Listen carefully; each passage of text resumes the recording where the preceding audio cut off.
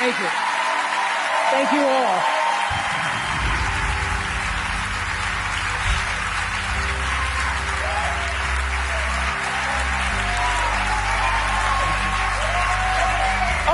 Okay. Thank you, Reese.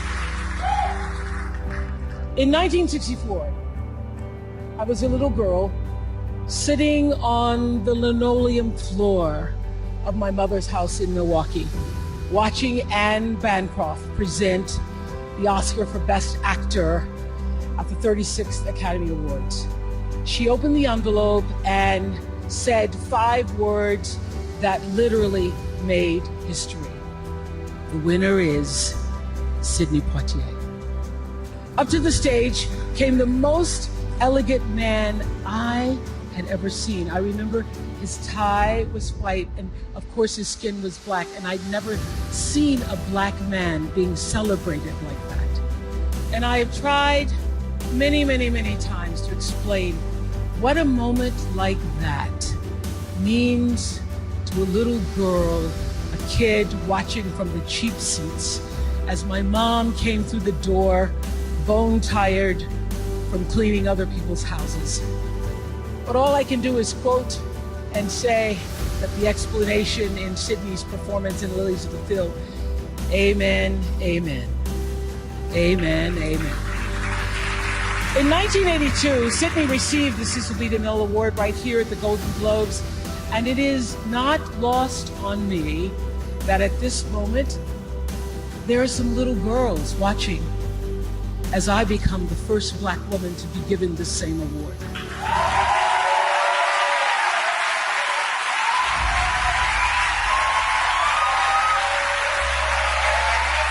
It is an honor. It is an honor, and it is a privilege to share the evening with all of them, and also with the incredible men and women who've inspired me, who've challenged me, who've sustained me and made my journey to this stage possible. Dennis Swanson, who took a chance on me for AM Chicago. Quincy Jones, who saw me on that show and said to Steven Spielberg, yes, she is Sophia in The Color Purple.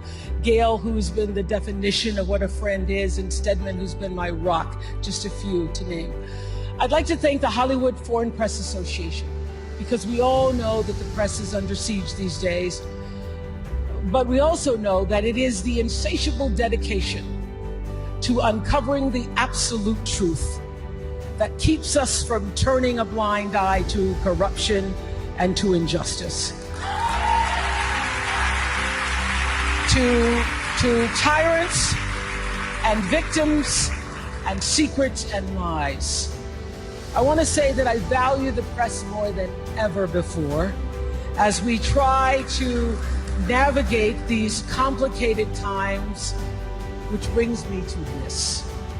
What I know for sure is that speaking your truth is the most powerful tool we all have. And I'm especially proud and inspired by all the women who have felt strong enough and empowered enough to speak up and share their personal stories. Each of us in this room are celebrated because of the stories that we tell. And this year, we became the story. But it's not just a story affecting the entertainment industry. It's one that transcends any culture, geography, race, religion, politics, or workplace. So I want tonight to express gratitude to all the women who have endured years of abuse and assault, because they, like my mother, had children to feed, bills to pay, and dreams to pursue.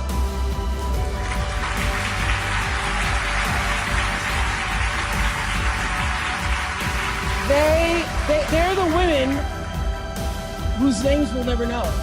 They are domestic workers and farm workers. They are working in factories, and they work in restaurants, and they're in academia and engineering and medicine and science. They're part of the world of tech and politics and business. There are athletes in the Olympics, and there are soldiers in the military. And there's someone else, Reese Taylor. A name I know and I think you should know too. In 1944, Recy Taylor was a young wife and a mother. She was just walking home from a church service she'd attended in Abbeville, Alabama, when she was abducted by 6 armed white men, raped and left blindfolded by the side of the road, coming home from church. They threatened to kill her if she ever told anyone.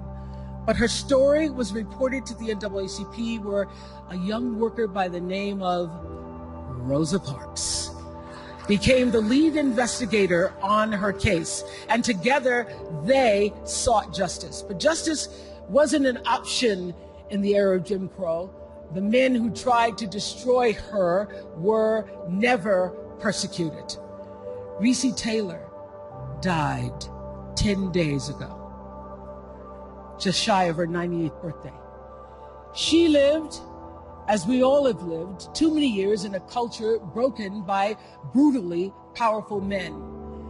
For too long, women have not been heard or believed if they dared to speak their truth to the power of those men. But their time is up.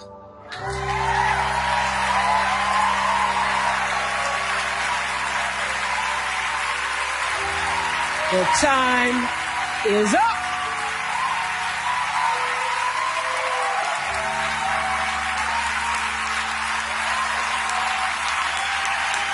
Their time is up.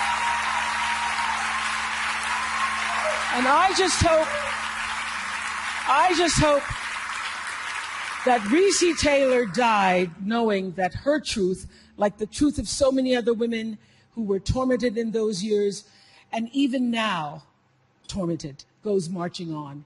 It was somewhere in Rosa Parks' heart almost 11 years later when she made the decision to stay seated on that bus in Montgomery. And it's here with every woman who chooses to say, "Me too." And every man who chooses to listen. In my career, what I've always tried my best to do, whether on television or through film, is to say something about how men and women really behave, to say how we experience shame, how we love and how we rage, how we fail, how we retreat, persevere, and how we overcome. I've interviewed and portrayed people who've withstood some of the ugliest things life can throw at you, but the one quality all of them seem to share is an ability to maintain hope for a brighter morning, even during our darkest nights. So I want all the girls watching here and now to know that a new day is on the horizon. And when that new day finally dawns, it will be because of a lot of magnificent women, many of whom are right here in this room tonight, and some pretty phenomenal men fighting hard to make sure that they become the leaders who take us to the time when nobody ever has to say, "Me too," again. Thank you.